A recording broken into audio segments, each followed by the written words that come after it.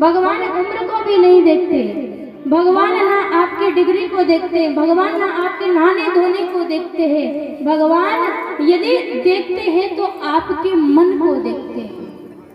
ठाकुर जी यदि देखते हैं तो आपके निश्चल स्वभाव को देखते हैं, आपके भीतर छुपी उस मासूमियत को श्री ठाकुर जी देखते हैं। निर्मल मन जन सो मोहि पावा और मोहि कपट छल छिद्र न भावा।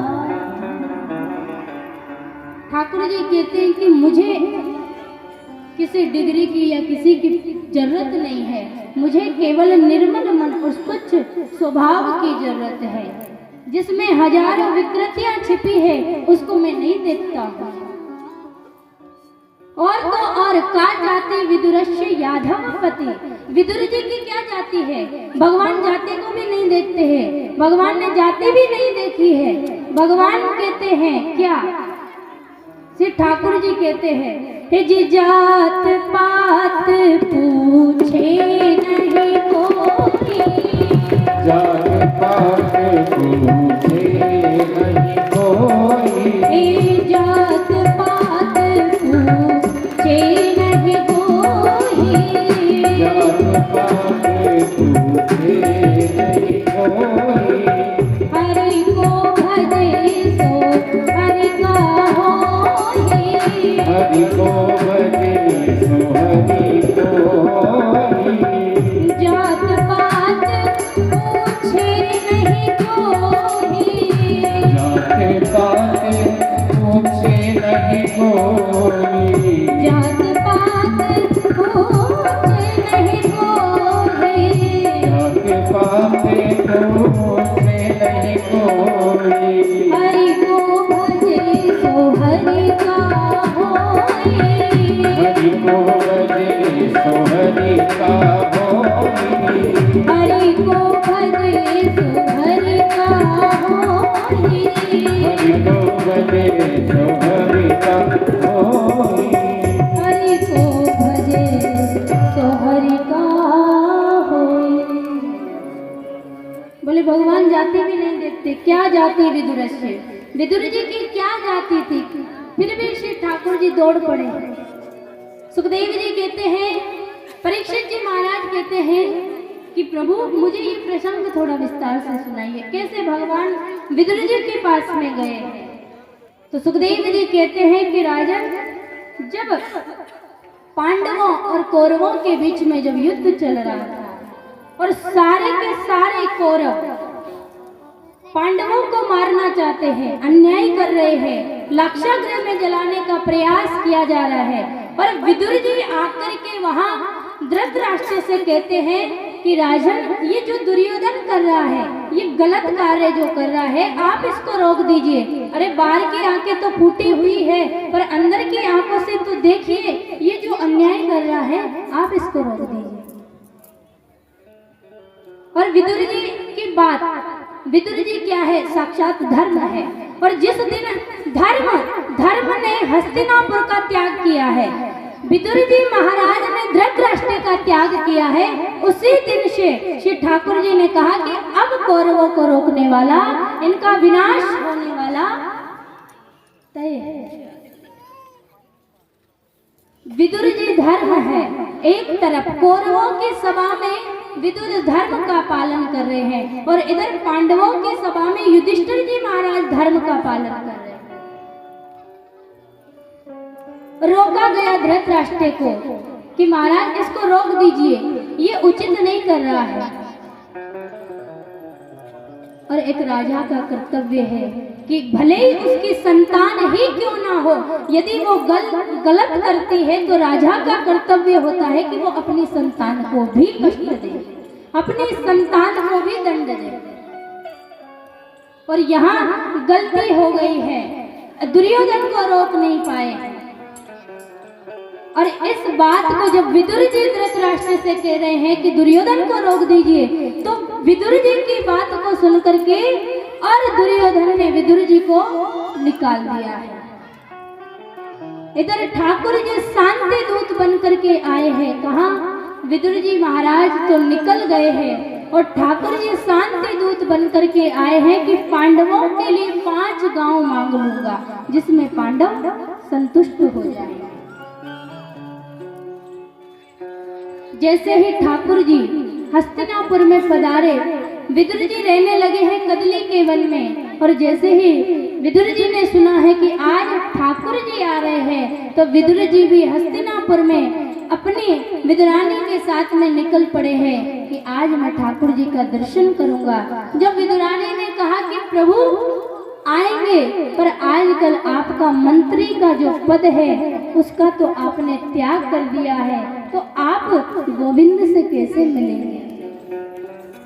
विदुर जी कहते हैं मैं नहीं मिला तो कोई बात नहीं, पर एक बार भी यदि कृष्ण ने मेरी ओर देख लिया है तो मेरा जीवन धन्य हो जाएगा। हस्तिनापुर के आज ठाकुर जी के आने का समाचार मिला है, तो सारे के सारे दुर्योधन ने जगह जगह तोरण द्वार बनवाए हैं। ठाकुर जी की आरती करने के लिए जगह जगह मंगल द्वार बनाए हैं। और जैसे ही ठाकुर जी का रथ आया है, फूलों की वर्षाएं करने लगी स्त्रियां, आरती करने लगी है।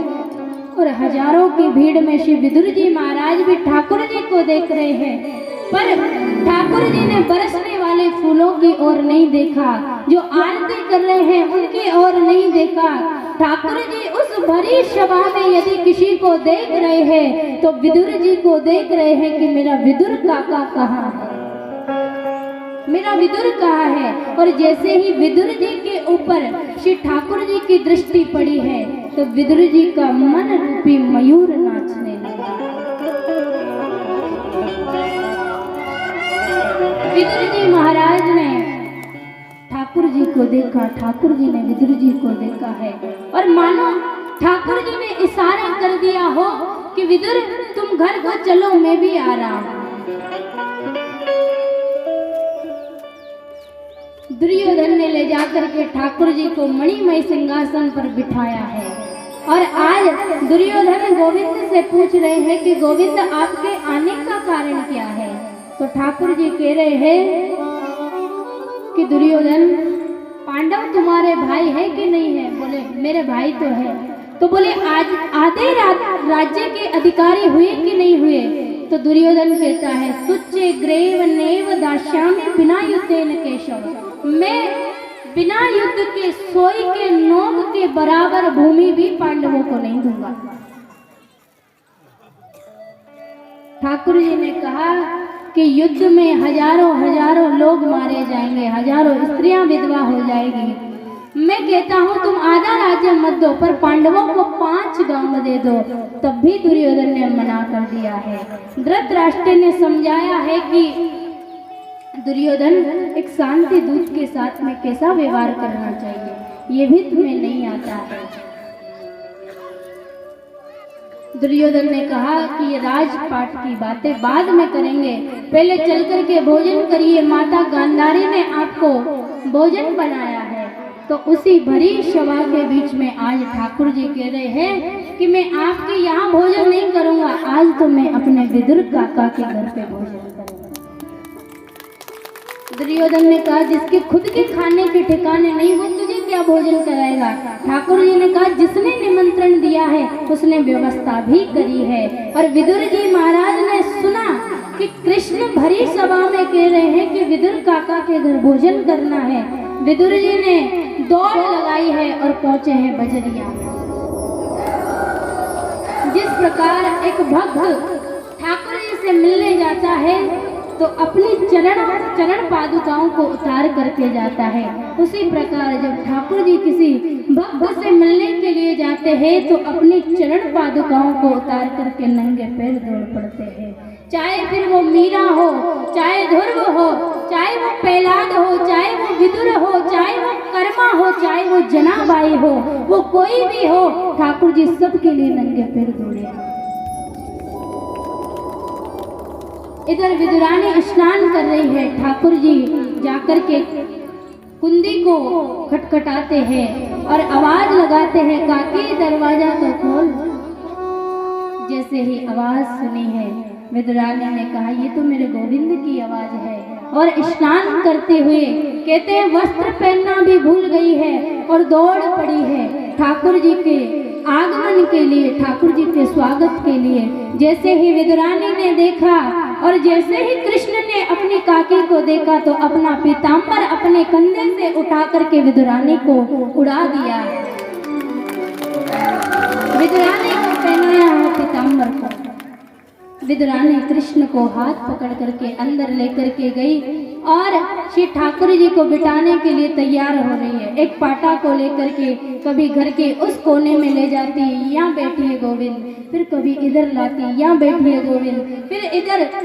ठाकुर जी को पूरे आंगने में घुमा दिया है पर उसे जगह नहीं मिल रही है कि ठाकुर जी को बिठाना कहाँ है। और एक कोने में ले जा करके पाटे को उल्टा करके और ठाकुर जी को बिठा दिया है। और ठाकुर जी ने प्रेम में देखा ही नहीं है कि उल्टा है कि सीधा है। और ठाकुर जी भी अपने पेट पर हाथ रख के ठाकुर जी कह रहे हैं काकी मुझे बड़ी भूख लगी, कुछ खाने को मिलेगा। विदुरानी कहती कन्हैया तेरे काका गए हैं बाजार में, अभी तेरे लिए कुछ लेकर के आते हैं। ठाकुर जी कहते तब तक मैं नहीं रुक सकता, मुझे बड़ी भूख लगी। कदली के वन में जाकर के विदुरानी केले लेकर के आई है और विदुरानी ने ला करके श्री ठाकुर जी के सामने बैठ गई है। और विदुरानी केले के छिलके को उतार उतार करके श्री ठाकुर जी को दे रही है। जी आज हरि आए ओ विदुर घर पावना, आज हरि आए विदुर घर पावना, आज हरि आए विदुर घर पावना, आज हरि आए विदुर घर पावना, विदुर घर पावना, विदुर घर पावना, विदुर घर पावना, विदुर घर पावना, आज हरि आए विदुर घर पावना, आज हरि आए विदुर घर पावना।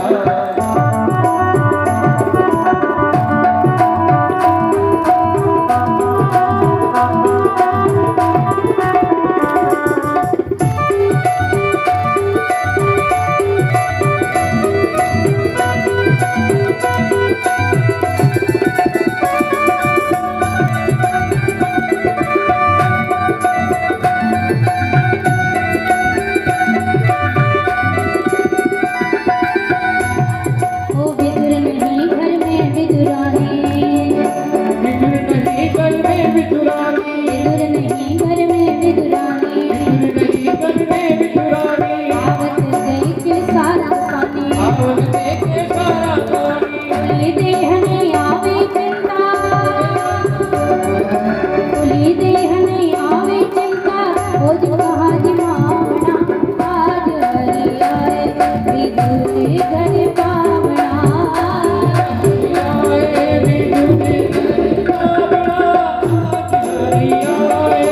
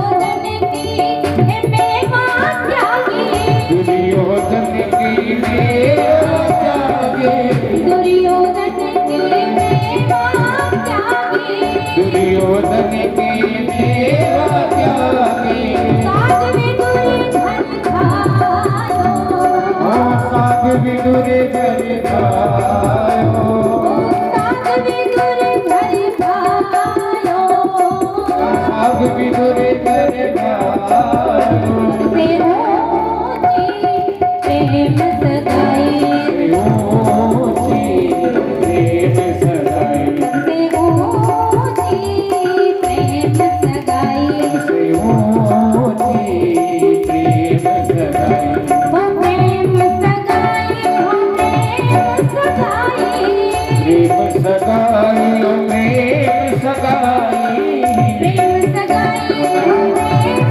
सगाई प्रेम सगाई ओ प्रेम सगाई सबसे ऊंची प्रेम सगाई ओ सबसे ऊंची प्रेम सगाई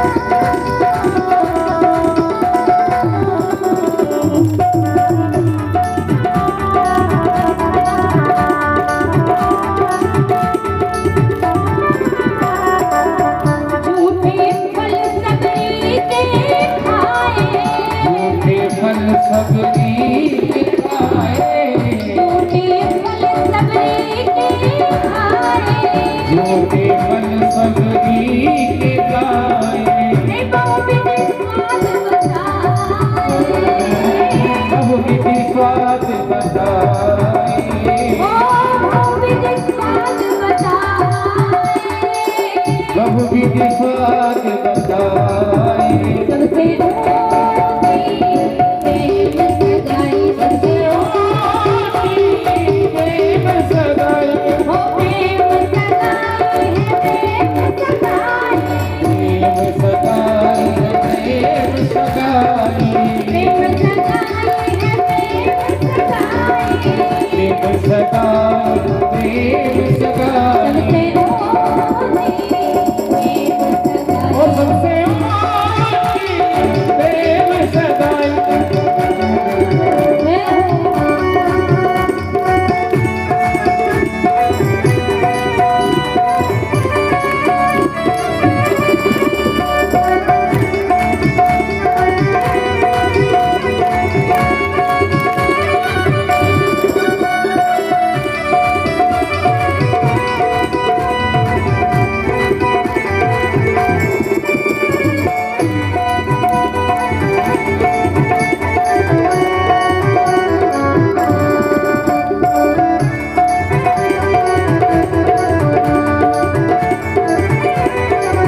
ओ प्रेम के बस अर्जुन रते हाँ क्यों प्रेम के बस अर्जुन रथ हाक्यो प्रेम के बस अर्जुन रते हाँ क्यों प्रेम के बस अर्जुन रथ हाक्यो वे भूल गए ठकुराई भूल गए ठकुराई वो भूल गए ठकुराई भूल गए ठकुराई सबसे ऊंची प्रेम सगाई सबसे ऊंची प्रेम सगाई सबसे ऊंची प्रेम सगाई सबसे ऊंची प्रेम सगाई प्रेम सगाई है प्रेम सगाई प्रेम सगाई प्रेम सगाई है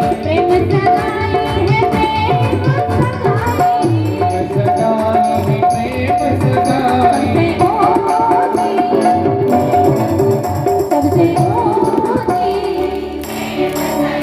सबसे ऊंची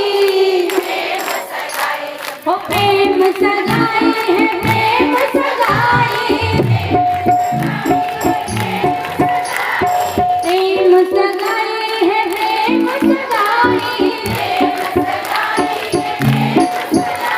से होगी, प्रेम सगाई से होगी, प्रेम सगाई से होगी, प्रेम सगाई से होगी, प्रेम सगाई से होगी, प्रेम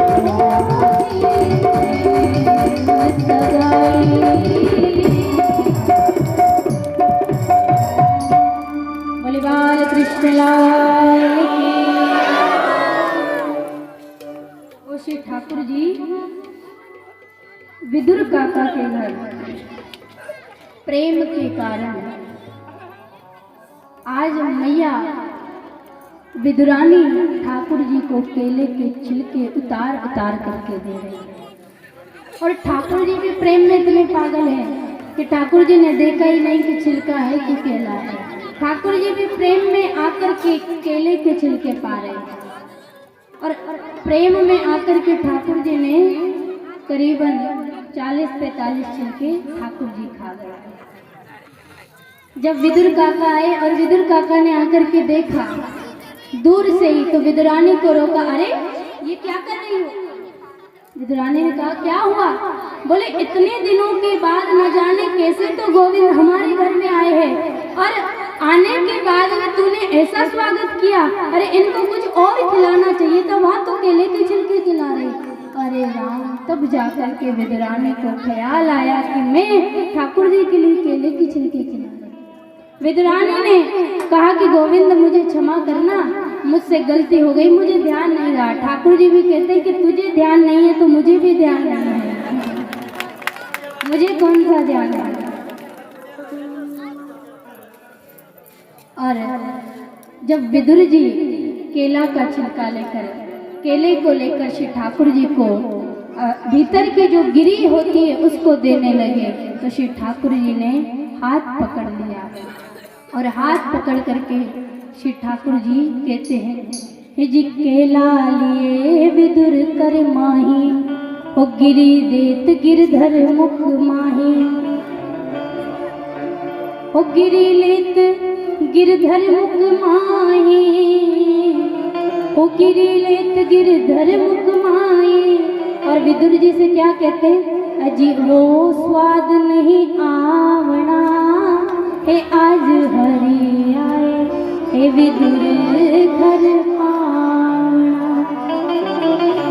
ठाकुर जी कहते हैं विदुर जी वो स्वाद नहीं आया जो स्वाद केले के छिलके में था। ये क्या है? ये प्रेम है।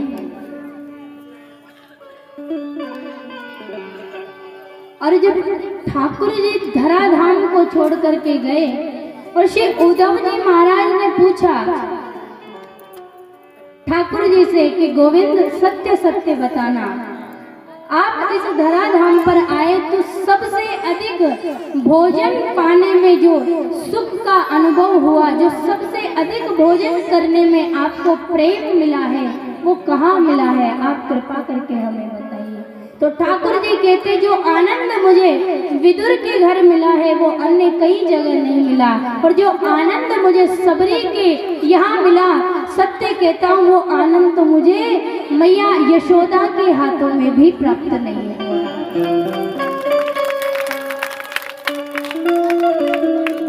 उद्धव जी से कहते हैं कि उद्धव यदि आपको विदुर जी मिलते हैं तो आप विदुर जी से अवश्य कहना कि ठाकुर जी ने आपको याद किया है। सौभाग्यशाली है वो जीव, ठाकुर जी को सब याद करते हैं, ठाकुर जी को हर व्यक्ति याद करता है, पर वो कोई कोई विरला होता है जिसको भी ठाकुर जी याद करते हैं, जिसको गोविंद याद करते हैं। और वो कौन है? वो विदुर है। तो आज ठाकुर जी विदुर जी को याद कर रहे हैं कि विदुर मिले तो उनसे कहना कि गोविंद ने तुम्हें याद किया। उद्धव जी जब विदुर जी के पास में गए हैं, विदुर जी को प्रणाम किया है, दोनों संत जब एक दूसरे से मिले हैं तो आज विदुर जी से उद्धव जी कहते हैं कि उद्धव आप बड़े भाग्यशाली हो जो आपको श्री ठाकुर जी का अनुसरण यानी ठाकुर जी के आसपास रहने का सौभाग्य प्राप्त हुआ है। तो विदुर जी क्या कहते हैं उद्धव से कि उद्धव जी मैं तो सौभाग्यशाली हुई, पर आप भी कम सौभाग्यशाली नहीं हैं। जब ठाकुर जी धराधाम को छोड़ते वक्त आपको याद कर रहे हैं तो आप कोई साधारण नहीं है, आपको श्री ठाकुर जी ने याद किया।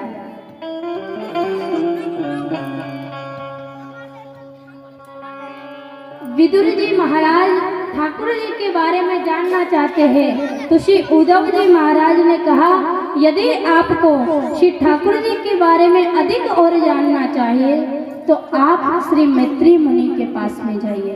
विदुर जी है दासी के पुत्र और मैत्री मुनि है ब्राह्मण, और दोनों का जब मिलन होता है तो यहीं से भागवत में विदुर जी और मैत्री मुनि का जो संवाद है वो प्रारंभ होता है। एक है ज्ञानी भक्त और एक है नैतिज्ञ भक्त, और दोनों का जब मिलन हुआ तो यहाँ शास्त्र में कहते हैं कि ये दोनों का ही प्रेम पर धार्मिक चर्चाओं का जो क्षेत्र है वो विदुर और श्री मैत्री मुनि है। मैत्री मुनि से श्री विदुर जी महाराज आज प्रश्न करते हैं कि परमात्मा इस सृष्टि को क्यों बनाता है, और जब ठाकुर जी इस सृष्टि को बनाता है तो इस सृष्टि में कोई दुखी है कोई सुखी है, और कभी कभी भगवान किसी व्यक्ति को बचाने के लिए किसी को मार देते हैं, और कभी भगवान कुछ व्यक्ति को बचाने के लिए उस जीव को बचाने के लिए मैंने सुना है कि भगवान ने शूकर का भी रूप धारण किया है, वराह का भी रूप धारण किया है। वो कैसे?